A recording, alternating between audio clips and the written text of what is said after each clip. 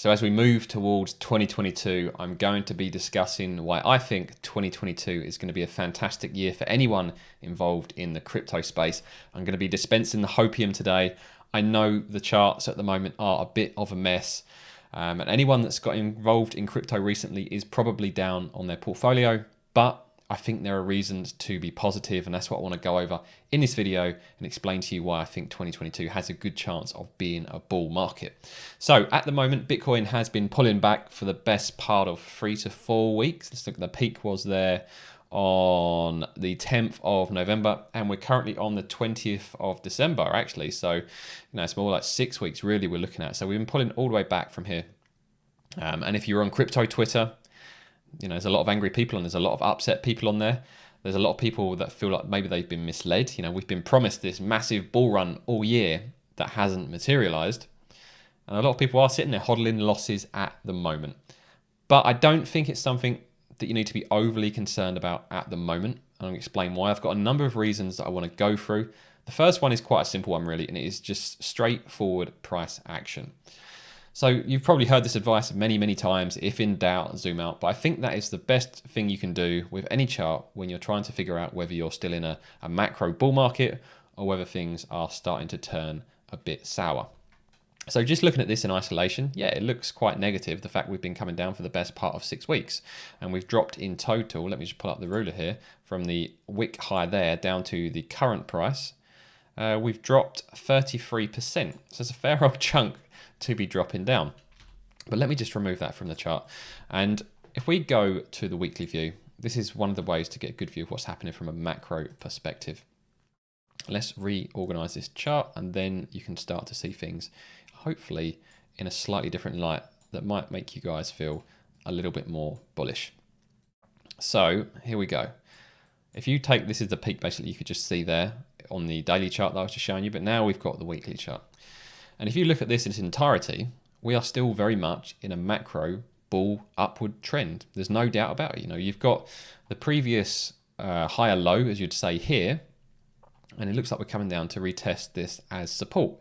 So the only time we really need to be concerned is if we drop this level around about here. Now, this is up for debate as to exactly what level you should be concerned about. But if I just pop a line in here roughly, you're going to get around the $40,000 mark. Now, give or take 1,000 either way.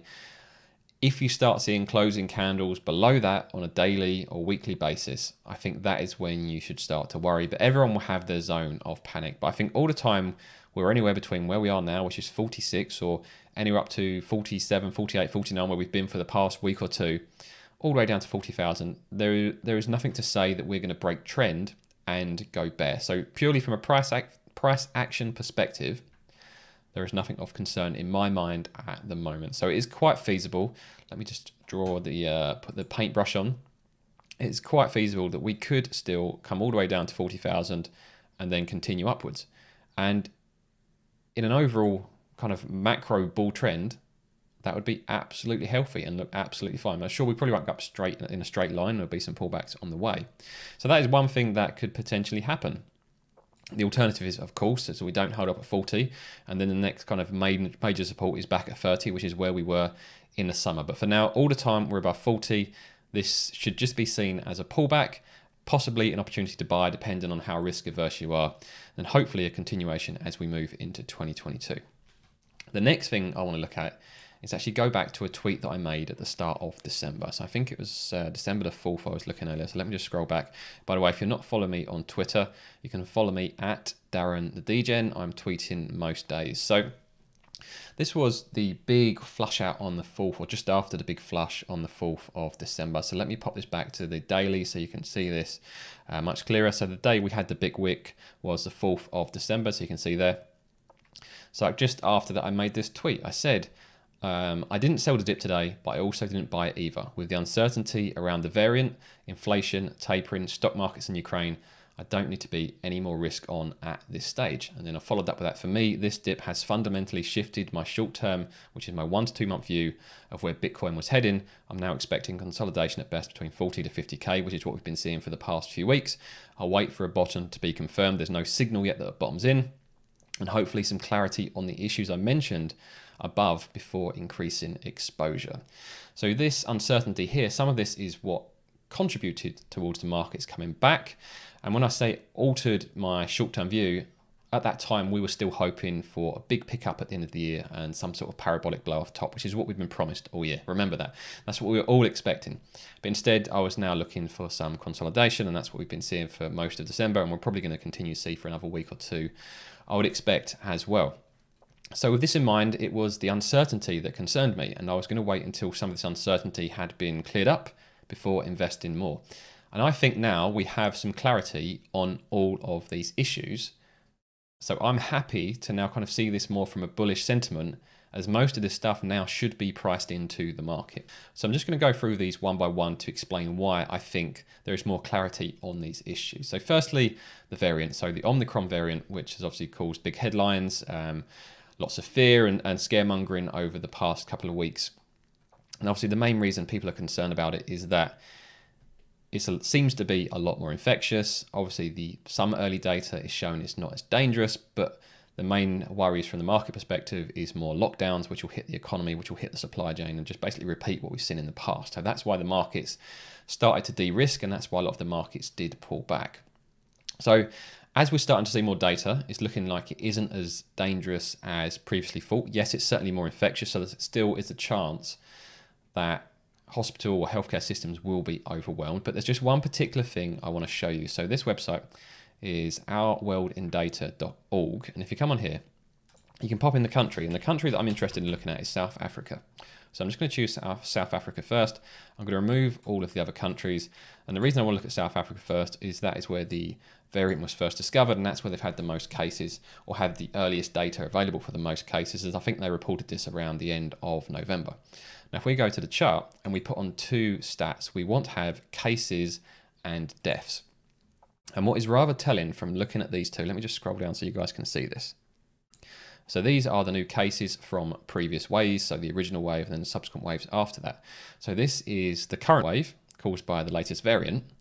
But what's interesting, despite the fact cases are really high, at the moment, deaths haven't picked up. Now, there is always some lag between cases and deaths, so there is a chance this will start to pick up in the next week or two. But I would say I think we're going to know probably by Christmas, if not by the new year, very clearly how dangerous this new variant is. And if don't see the deaths increasing that much, I think a lot of the fear that we've been hearing about will subside. Yes, there may be some temporary lockdowns to help the healthcare systems cope with admissions, but this could be a positive thing in the long run. You know, if this variant effectively spreads around the world, what it will do is expose people that haven't been vaccinated, maybe out of choice, or who don't have access to vaccines. And if everyone then catches a variant of COVID, that will provide greater protection long term, which hopefully will reduce the chance of variants going forward. Now, I'm no scientist, but that's just my basic understanding of this. But this is very positive, the fact that cases are so high and deaths are still low. So that was the first thing I mentioned in that tweet, that the new variant was one of the things for concern. The next one was inflation. Now, this seems to be priced into the market, as the Fed has met twice about this. Even Biden's spoken about inflation. So I think they have priced that fully into the market. We also have tapering. The Fed have confirmed their initial plans for next year, that they are going to taper the amount of money that they're printing, or the bonds that they're buying. And also the stock markets at the moment, they're still on a bit of a knife edge, but I think with inflation and tapering becoming clearer, the stock markets will hopefully settle down. And Ukraine, obviously with Russia building up military forces on the edge of Ukraine, that is a big concern. But the fact that Russia are reaching out to America, it seems to be a ploy to get America to just offer concessions more so than they actually genuinely want to invade Ukraine. But again, I'm not a political expert. It's just my takeaway from this. But a lot of this uncertainty in the past 3 weeks, I think we now have some clarity on each one of those points. So that's one of the reasons why I'm feeling a bit more bullish about the markets overall. It just might take a little bit more time for them to consolidate and then push on. Now, the next thing I want to look at is Btc Dominance. So we are pretty much at an all-time low for Btc Dominance. I'm going to pop this onto the weekly actually, so you guys can see more of the data. We're not an all-time low, but you know, in terms of recent years, until all the way back from 2018, but in the past few years, we're at pretty much an all-time low. Now, that does suggest, usually that would suggest good news, that the alts are doing really well. But I think this indicator maybe over time is going to become less useful because the market is changing. And I don't think Bitcoin dominance is maybe the best measure of the health of the market, because in the past year or two, people would have read low dominance as a really positive sign, because normally what happens in a bear market, people sell all of their altcoins and bring that money and put it into Bitcoin. So Bitcoin normally holds up really well. So dominance usually shoots up when there's a pullback in the market. And if we go back to May, when the market pulled back and we were down at 40% dominance, the market pulled back and dominance shot up to 49% pretty much. And now we're back down to the 40% level. So it's interesting to see that we're at the complete opposite end of the spectrum from a dominance perspective, even though the price isn't too far away from where it was. So with that in mind, I've kind of looked further into dominance. And the next thing I wanted to look at was Ethereum dominance. So Ethereum dominance has actually gone up. So maybe the thing to consider is that people aren't actually going into Bitcoin now as a safe haven. They might be going into Ethereum instead because they see greater long-term potential, whereas Bitcoin is purely store of value. Ethereum has utility and much wider adoption. So maybe they think their money's safer in Ethereum as there's more potential for them to make money when they're treating it as a store of value instead of using Bitcoin for that instead. So it's quite interesting to see Ethereum up, because what it does show is strength, obviously, in Ethereum, but it also shows usually strength in the altcoin market, as Ethereum generally will lead the altcoin market. And just to kind of confirm that, if we look at the total free, which is the total market cap excluding both Ethereum and Bitcoin, and let's go in and measure this actually. Let's see how this compares. So when we looked at Bitcoin, I think Bitcoin had pulled back 33% in this dip from peak to current price. We're at 33% Bitcoin has pulled back at the moment. Where total free, so altcoins excluding Bitcoin and Ethereum, let's see what this has pulled back from the peak there and to the current price. We are looking at a 27% pullback. So it would seem very unlikely, if markets are going to continue as they have in the past, if we were in a bear market, the altcoins wouldn't be performing better than Bitcoin has. You know, altcoins in general, excluding Ethereum and Bitcoin, are only down 27% over the same period that Bitcoin has gone down 33%. If this was a bear market, this statistic would be a lot higher than Bitcoin, or at least that is the current thinking based as what's happened in the past. But having said that, I don't think we necessarily should go too much by the past now with the crypto market. I've seen a lot of talk this year about predictions based on what had happened in 2013 and 2017, people using patterns and fractals to try and predict what is going to happen in the crypto market. And whilst I think maybe that's not a bad idea, I think if you think about the crypto market now compared to 2013 and 2017, they are so different with the amount of money that's in the space. You're talking tens of billions versus trillions of dollars, and also the number of participants in the market, and also the types of participants in the market. You've got retail, big investors, and big institutions. So there's no reason to expect that the markets will perform in 2021 and 2022 as they did in 2013 and 2017, just because it's the same Bitcoin market, when actually it's very, very different because the market dynamics have changed. So that's something to keep in mind going forward, how much weight you put on the past. I think for my own personal price action, I'm not going to look much further past than maybe 1 to 2 years of data, because anything before that, I don't personally think is that relevant to today and future price action, because the market dynamics have changed so much. So just some more hopium to finish off this video. And what I want to look at here is mainstream adoption. So this is another reason, this is just a fundamental thing that's happening in the crypto space, fundamental adoption of crypto in a number of different ways, which I'm going to cover as I go through here. And what I want to do is just read some extracts from this text to get you guys thinking about mainstream adoption, and hopefully give you a bit of hopium for why we're still in a bull market, or if we're not, the bull market will return very soon, because with the way that crypto is being adopted, I think that's only a promising sign for where things are heading. So, a massive 83% of polled millionaires revealed in a recent survey that they had made crypto investments. So basically, the rich, younger generation are into crypto already, and that's going to continue to grow as the younger generation is more open to crypto than traditional financial systems. I reached out to different experts from crypto and blockchain industry, asking them, with 2021 coming to an end, in your opinion, has crypto's mass adoption already begun, and what could help it reach the level of mass adoption it needs? So there's a few things I want to read out which I think you guys will find interesting. So these are answers from people within this space. The question should be, mass adoption for what purpose? Mass adoption as a speculative asset like stocks and bonds, mass adoption as some kind of payment medium, mass adoption as some kind of store of value.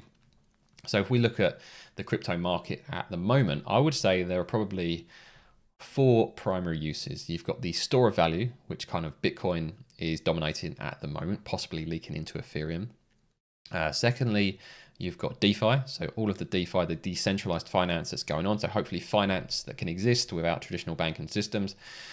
You've then got NFTs, so digital assets, and I know NFTs are quite divisive at the moment, but they do have a lot of benefits long term. If you put aside what you're currently seeing with people buying and selling JPEGs of things that you might not find that interesting, the actual functionality behind NFTs will bring real world benefits in the future. And then the final thing, you've got the metaverse and gaming, which you kind of can roll into one or you can split out into 2. It's up to you. But with all of those things coming together, we're now starting to see the green shoots of mass adoption. So the last bull run in 2017, none of this really existed. Whereas now you've actually got some real world utility to crypto. So to think we're going to go fully bear now, when actually for the first time in crypto's history, we've got some real world utility. We're starting to see the very early stages of mass adoption, I think would put you in a bad position. So if you see it this way and try to see the macro, the bigger picture, I think it's all very, very positive for crypto at the moment. Just some more bits that might help. We've not scratched the surface of mass adoption of crypto. When the majority of global consumers are using cryptocurrency or owning NFTs and participating in DAOs without knowing that they are using blockchain-based technologies, that will be when mass adoption has been reached. I think the spark has been lit, but it's going to require deeper integration. And I think that is a fascinating point. Mass adoption is not everyone having a MetaMask wallet. Mass adoption is not everyone using DeFi, decentralized exchanges to move money about. Mass adoption is when people are playing games and buying digital assets and not realizing they're using blockchain technology for those games or using NFTs. And I think that is when mass adoption will truly be here. At the moment, we're really early, and that's why the usability sucks in pretty much all areas of crypto at the moment. But long term, mass adoption will be when people are using these technologies without realizing they are actually using them and there's no barrier to entry. And just a couple more points here. With countries like El Salvador making Bitcoin legal tender and major companies like Facebook changing their name to Meta, it's evident that crypto's mass adoption has begun. NFTs and play-to-earn gaming have helped bring the mainstream masses into the crypto by offering a more fun and interactive way to engage in the space. These could also be key to helping crypto reach the level of mass adoption it needs. So yeah, play-to-earn and NFTs are just another way that crypto is getting out there, which is really, really good to see. We need ease of use, so everyone from your grandma to a 5-year-old can open up an app and use Bitcoin or any other crypto. I know that from myself, from making the tutorials that I've got on the channel, telling people how to buy Bitcoin and how to buy altcoins. Some of those videos are between 15 to 25 minutes long, so it's not easy it's not hard if you're watching a video and you're happy working in the digital world. But for most older people, buying crypto isn't that straightforward. So when those barriers come down, that's when we really start to see mass adoption. And I think I've got 2 more points here that I just want to read over. Just compare the overall market caps from the beginning of 2021 until today to illustrate how much crypto has grown. According to CoinMarketCap, on January 1st, crypto market cap was about 773 billion. Now it's over 2.3 trillion. So that's a huge increase this year, and we're expecting that to continue to grow. Around 17% of the adult population own at least part of a Bitcoin, that's me included. So mass adoption is certainly underway, but barriers to entry like fiat on and off ramping, which is very true. Trying to get money into crypto isn't as easy as it should be. High fees, yes, we're looking at you Ethereum, and ease of use still prevent us from getting us to the broader population. So mass adoption has started. It is still super, super early. You have to accept how early we are to get an idea of how much potential there is and how big this market could go. So that's why I think we should all have a bit of hopium over the Christmas period and look forward to a positive 2022. But like I said at the start of the video, I have no idea where this market is going, really. No one can predict it. Everyone thought they'd predicted the end of this year perfectly, only to all be proven wrong. So make your own allocations. I personally am going to be restructuring my portfolio to plan for both bull and bear scenario. So I'm still very much sat in the middle as to keep my risk balanced. My gut feeling is that we're bullish, but I have to plan in case we go bearish. So always keep that in mind. If you're not following me on Twitter, follow me at Darren the Degen. If you found this video useful, make sure you hit the like button. And if you want to see more from me, subscribe to the channel. And now I'm going to pop up 2 tutorial videos, one showing you guys how to buy Bitcoin, and one's going to show you guys how to buy altcoins. And I recommend you guys give those a watch.